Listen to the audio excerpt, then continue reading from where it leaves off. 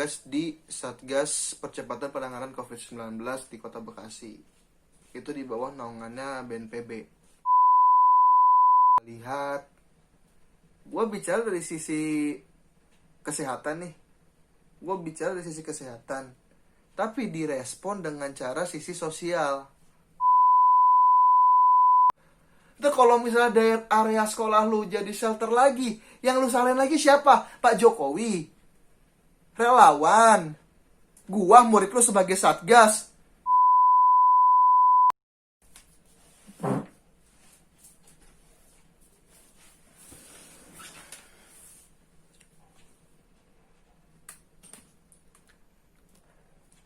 Hai semuanya, selamat datang di konten terbaru gua di YouTube Okta Wijaya, yaitu Wijaya Bersuara.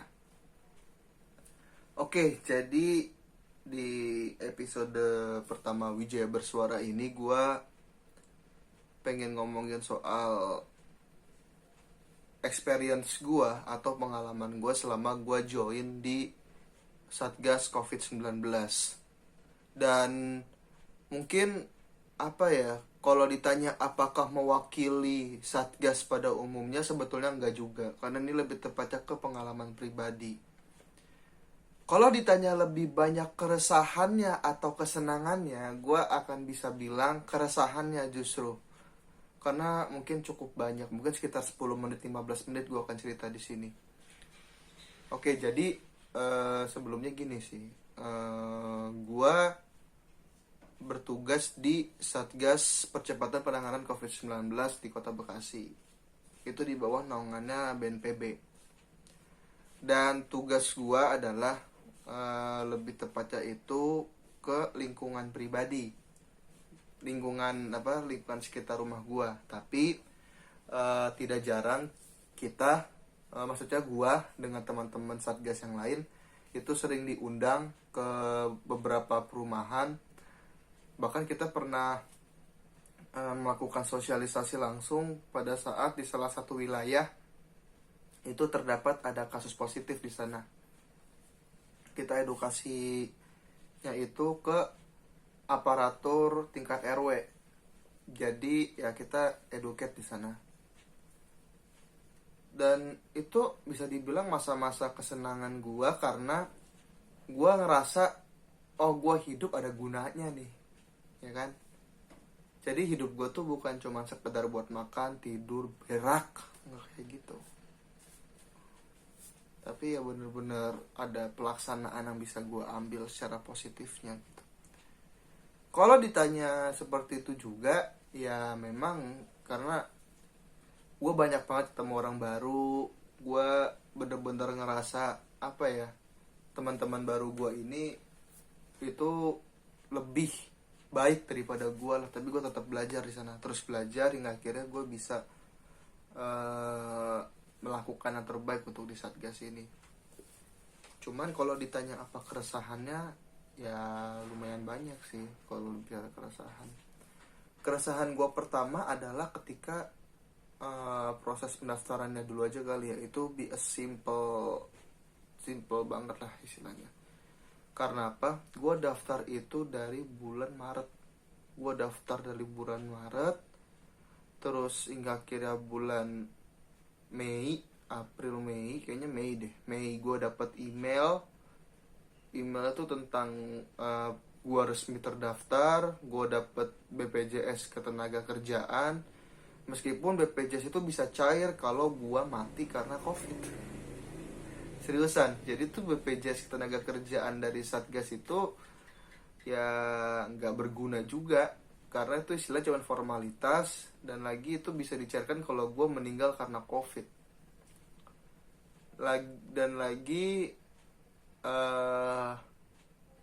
Ini fuck up moment sih.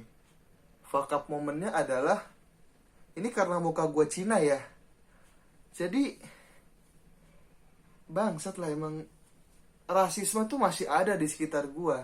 Di sekitar tempat gua tinggal tuh rasisme tuh masih cukup tinggi gitu, terutama muka-muka Cina kayak gua. Kenapa?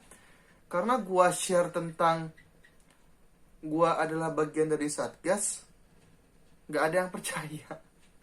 nggak ada yang percaya. Lalu juga gue udah ngasih surat pengantar apalah segala macam, dalam tanda kutip surat tugas ya, karena kan surat tugas itu terbit bulan Juni kemarin, surat tugas di bulan Juni dan lain sebagainya. Cuman lucunya apa, nggak ada yang percaya. Hingga akhirnya gue dapet seragam berupa rompi, ID card, baru mereka percaya. Tapi brengseknya lagi adalah gue pernah sih ngajak teman-teman dari Satgas buat datang ke lingkungan gue untuk sosialisasi kecil-kecilan lah, buat silaturahmi bahasanya. Cuman ketika gue mengutarakan pendapat gue tentang apa yang gue lihat, gue bicara dari sisi kesehatan nih, tapi direspon dengan cara sisi sosial. Gua gak habis pikir sih, maksudnya apa gitu loh, tolong yang nyambung kalau diajak diskusi gitu, bahasa kasarnya ya. Gua ngomongin tuh dari sisi kesehatan, bukan dari sisi sosial. Kalau dari sisi sosial gue bisa, cuman kan yang menjadi fokus utama gue pada saat itu kan sisi kesehatan. Kan ibaratnya gak nyambung. Itu yang pertama. Dan yang kedua adalah gini sih, ini yang paling, aduh nih, jujur ya, gue tuh kalau ditanya, mungkin kalau teman-teman sering dengerin Dokter Tirta ngomong, ya itu yang gue rasain, beneran.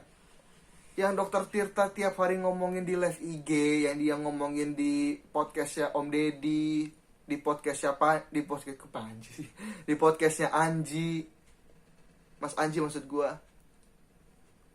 ya kurang lebih sama. Cuman bedanya Dokter Tirta punya nama, saya hanyalah orang-orang bawah. Maksudnya yang lingkup tugasnya tuh di bawah, di grassroots gitu loh kalau bahasa ribetnya. Dokter Tirta aja diludahin kan istilahnya. Ya apalagi gue yang difitnah macem-macem. Gue difitnah apa ya, ini jujur nih. Gue nawarin sosialisasi edukasi.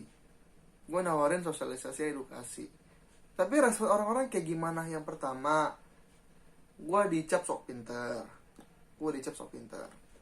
Yang kedua, gue disangka dibayar sama Satgas, gue dibayar sama pemerintah, gue dibayar sama BNPB. Yang ketiga adalah gue difitnah pansos. Yang keempat, gue disangkanya itu cari perhatian lah, ibaratnya sama aja kayak pansos sih. Ibaratnya tuh kayak nyari perhatian dan apa segala macem lah. Yang kelima nih, yang paling gue benci banget nih, gue ketemu dengan orang-orang sotoy. Ini demi apapun, gue ketemu dengan orang-orang sotoy. Tapi ketika tempat yang gue tawarkan untuk melakukan sosialisasi itu menjadi shelter COVID, yang disalahin siapa? Pemerintah, Satgas. Maaf banget, lu anjing ya. Seriusan, kalau tempat lu ini shelter COVID dan lu nyalahin pemerintah dan Satgas, lu anjing bangsat, sumpah. Karena apa? Ini apa? Ini based on true story, ini true case. Gue nggak bisa nyebut area mana yang gue tawarin buat sosialisasi hingga akhirnya terjadi shelter baru hanya karena ulah orang goblok sebagian orang di sana. Oke, gue buka-bukaan deh. Ada salah satu institusi pendidikan. Ada di satu institusi pendidikan di Bekasi. Lalu dia mengadakan yang namanya Sertijab pergantian kepala sekolah baru. Oke? Sertijab pergantian kepala sekolah baru. Lalu, acara itu dilakukan secara tatap muka atau offline. Dan sekolah ini pernah gue tawarin. Gue diterima langsung sama penerima tamunya. Disangkanya harus ini yang bikin gue keselnya ya. Hanya karena gue dateng, dikira gue mau sidak. Gue siapa? Ganjar Pranowo. Kalau gue Pak Ganjar, gue sidak. Oke, dia gubernur lah gue. Apa yang mau disidak, anjing? Mungkin teman-teman mempertanyakan. Oke, sebelum itu mungkin gue akan teruskan lagi ya. Gue menawarkan diri gue untuk melakukan sosialisasi edukasi protokol kesehatan. Apakah harus dibayar? Kagak. Gue gak pernah minta bayaran sedikit pun. Toh gue bayar bensin juga bensin gue sendiri. Dan sekarang apa ketika tempat itu jadi shelter? Yang disalahin siapa? Pak Jokowi lah, Terawan lah nyari kesalahan, konspirasi Siti Fadilah. Yang terakhir nyalahin Satgas. Bangsat gak orang kayak gitu? Bangsat. Lalu apa lagi? Lalu mungkin teman-teman mempertanyakan gitu. Tugas gua kan harusnya kan di lingkungan sendiri, tapi kok ke sekolah-sekolah ya kan? Nah, ini pertanyaan yang menarik sih. Karena gini, kebetulan gue kan alma mater gue kan Al-Azhar. Cuma kan Al-Azhar di Bekasi kan banyak. Gue nggak bisa nyebutin Al-Azhar Bekasi mana yang jadi shelter COVID. Nah, karena gue alumni Al-Azhar, gue punya naluri untuk setidaknya gue harus bisa menolong alma mater gue ini, terutama guru-guru gue. Karena meskipun guru gue ini pecah-pecah tempat mutasinya, ya siapapun lu akan selalu menjadi guru gua gitu loh. Gue nggak peduli lu pindah ke sekolah mana, yang penting ya lu guru gua. Mau lu yang nggak pernah ngajarin gua sedikit pun, ya lu tetap guru gua.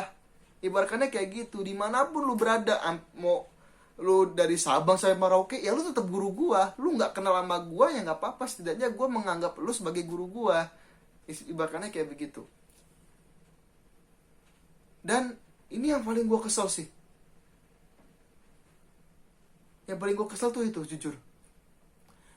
Udah sotoy, nyalahin pemerintah, kagak sadar diri. Gue udah nawarin.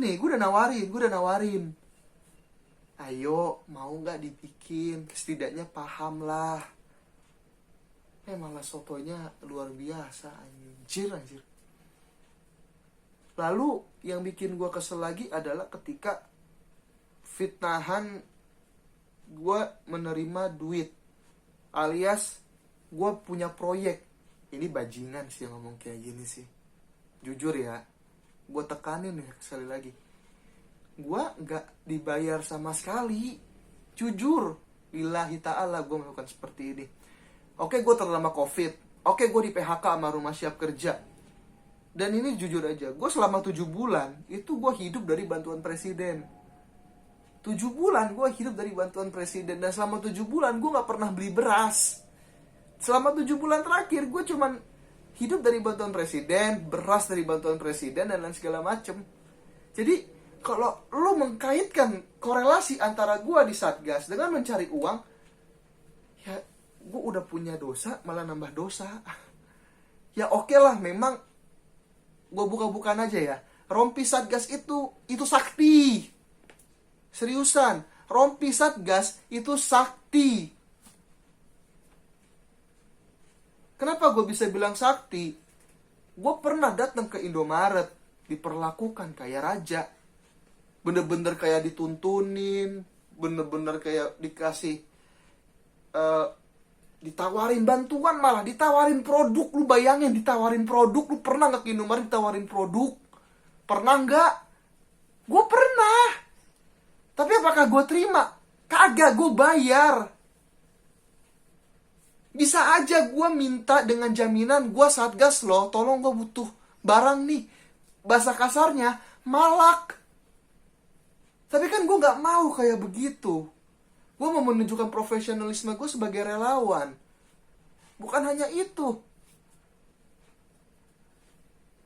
Aduh, gue kayaknya harus ngomong deh ya. Gue kalau ngomong ini takut dicari.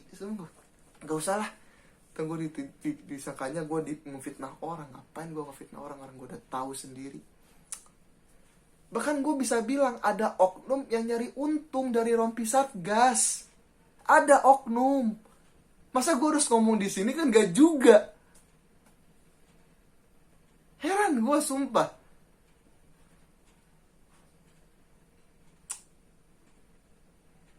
Dan yang bikin gue kesel lagi adalah ketika gue menawarkan bantuan itu, gue malah gak dapat respon yang cukup baik. Malah cuman bisa bilang, Ya.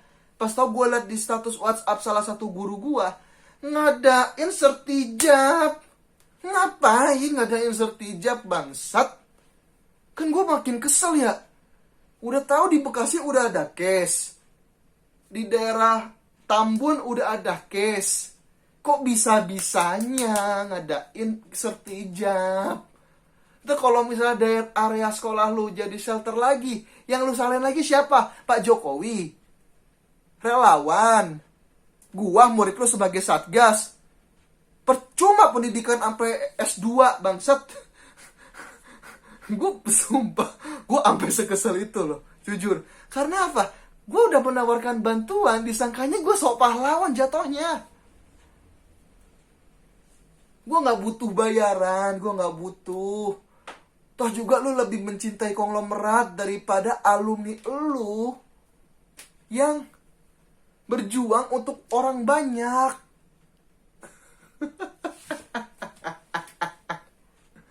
Kayaknya gak cuma sekolah gue aja sih. Kayaknya banyak banget yang kayak begitu. Yakin gue, banyak kayaknya, gak cuma satu doang. Kenapa gue perlu ngomongin kayak begini? Oke, kenapa gue harus ngomong di YouTube? Kenapa gue harus ngomong di media sosial? Karena apa?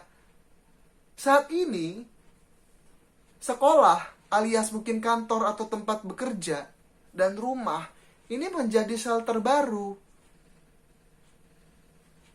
Banyaknya orang sotoy yang ada di kantor, yang ada di sekolah, dan yang ada di rumah. Karena tidak menerapkan sebuah protokol yang namanya ventilasi durasi jarak. Buat teman-teman yang belum tahu apa itu protokol ventilasi durasi jarak, teman-teman bisa cek aja di Pandemic Talks di Instagram. Itu lengkap banget soal protokol VDG, ventilasi durasi jarak. Gue ngomong seperti ini bukan berarti gue ingin menghakimi semua orang, termasuk guru-guru gue sendiri, yang gak mungkin lah. Bukannya gue untuk menjaga nama baik, malah merusak reputasi. Tapi kembali lagi, kita saat ini bertarung dengan nyawa. Saat ini kita bertarung dengan integritas kita untuk menjaga keluarga dan menjaga nama baik alma mater, istilahnya kayak begitu. Tapi kembali lagi, kalau semisal kita hanya mengandalkan konspirasi-konspirasi yang gak jelas, gue gak pernah menyalahkan diri lu pada untuk mempercayai konspirasi. Seriusan, lu mau percaya konspirasi A sampai Z, gue gak masalah. Cuman kalau lu mempercayai sebuah konspirasi dan lu meyakini dan lu menularkan konspirasi itu ke anak didik lu, kalau gue jadi Kemendikbud, gue cabut legalitas belajar lu, sumpah. Kalau gue jadi Pak Nadiem, gue cabut legalitas pengajar lu. Status guru lu gue cabut. Seriusan. Karena apa? Nyawa orang, bro, sis. Nyawa orang taruhannya di sini. Jangankan sekolah, kantor-kantor, perkantoran kayak gitu. Ya gue sadar gue bukan dokter Tirta. Siapa gue? Astaga.